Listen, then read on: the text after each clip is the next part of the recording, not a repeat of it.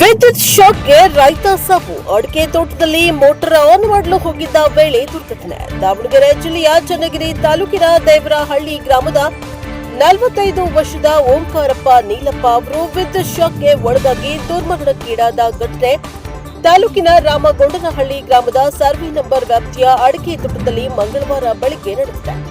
ಮೃತ ಓಂಕಾರಪ್ಪ ಅವರು ರಾಮಗೊಂಡನಹಳ್ಳಿ ಪ್ರದೇಶದಲ್ಲಿರುವ ತಮ್ಮ ಅಡಿಕೆ ತೋಟಕ್ಕೆ ನೀರು ಹಾಯಿಸುವ ಸಲುವಾಗಿ ಬೆಳಗ್ಗೆ ಸುಮಾರು 9 ಗಂಟೆಗೆ ತೋಟಕ್ಕೆ ತೆರಳಿದ್ರು. ತೋಟದಲ್ಲಿ ಅಳವಡಿಸಲಾಗಿದ್ದ ಸ್ಟಾರ್ಟರ್ ಬಾಕ್ಸ್ ಅಂದರೆ ಸ್ಟಾಕ್ ಬಾಕ್ಸ್ ಮೂಲಕ ಮೋಟಾರ್ ಆನ್ ಮಾಡಲು ಯತ್ನಿಸಿದ ವೇಳೆ ಏಕಾಏಕಿ ವಿದ್ಯುತ್ ಪ್ರವಹಿಸಿ ತೀವ್ರ ಶಾಕ್ ತಗುಲಿದ ಪರಿಣಾಮ ಸ್ಥಳದಲ್ಲೇ ಮೃತಪಟ್ಟಿದ್ದಾರೆ ಎಂದು ತಿಳಿದುಬಂದಿದೆ.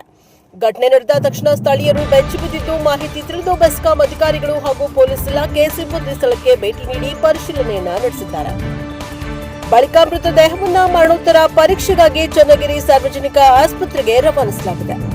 ಘಟನೆಯ ನಿಖರ ಕಾರಣ ಇನ್ನೂ ಸ್ಪಷ್ಟವಾಗಿಲ್ಲ. ಸ್ಟಾರ್ಟರ್ ಬಾಕ್ಸ್ನಲ್ಲಿ ವಿದ್ಯುತ್ ಲೀಕೇಜ್ ಉಂಟಾಗಿದೆಯೇ, ಭೂ ಸಂಪರ್ಕ ಅಂದ್ರೆ ಆರ್ಥಿಂಗ್ ಸರಿಯಾಗಿರಲಿಲ್ವೇ ಅಥವಾ ನಿರ್ವಹಣಾ ಕೊರತೆಯಿಂದ ಅವಘಡ ಸಂಭವಿಸಿದೆ ಎಂಬ ಹಲವು ಅನುಮಾನಗಳು ವ್ಯಕ್ತವಾಗಿವೆ. ಈ ಕುರಿತು ಚನ್ನಗಿರಿ ಪೊಲೀಸರು ಪ್ರಕರಣ ದಾಖಲಿಸಿಕೊಂಡು ತನಿಖೆಯನ್ನ ಮುಂದುವರೆಸಿದ್ದಾರೆ. ಗ್ರಾಮೀಣ ಪ್ರದೇಶಗಳಲ್ಲಿ ಹೆಚ್ಚುತ್ತಾ ಇರುವ ವಿದ್ಯುತ್ ಅವಘಡಗಳು, ಗ್ರಾಮೀಣ ಭಾಗಗಳಲ್ಲಿ ಕೃಷಿ ಪಂಪ್ಸೆಟ್, ಮೋಟಾರು, ಸ್ಟಾರ್ಟರ್ ಬಾಕ್ಸ್ ಹಾಗೂ ತೆರೆದ ವಿದ್ಯುತ್ ಸಂಪರ್ಕಗಳಿಂದ ಆಗಾಗ್ಗೆ ಅವಘಡಗಳು ಸಂಭವಿಸುತ್ತಾ ಇರುವುದು ಆತಂಕಕಾರಿ ಸಂಗತಿಯಾಗಿದೆ. ರೈತರು ಸುರಕ್ಷತಾ ಸಾಧನಗಳಿಲ್ಲದೆ ವಿದ್ಯುತ್ ಉಪಕರಣಗಳನ್ನು ಬಳಸುತ್ತಾ ಇರುವುದು ಜೀವಕ್ಕೆ ಅಪಾಯಕಾರಿಯಾಗಿ ಪರಿಣಮಿಸುತ್ತಾ ಇದೆ. Bureau reporter Devaraj Kennalli, Prajaprabha TV, Davanagere.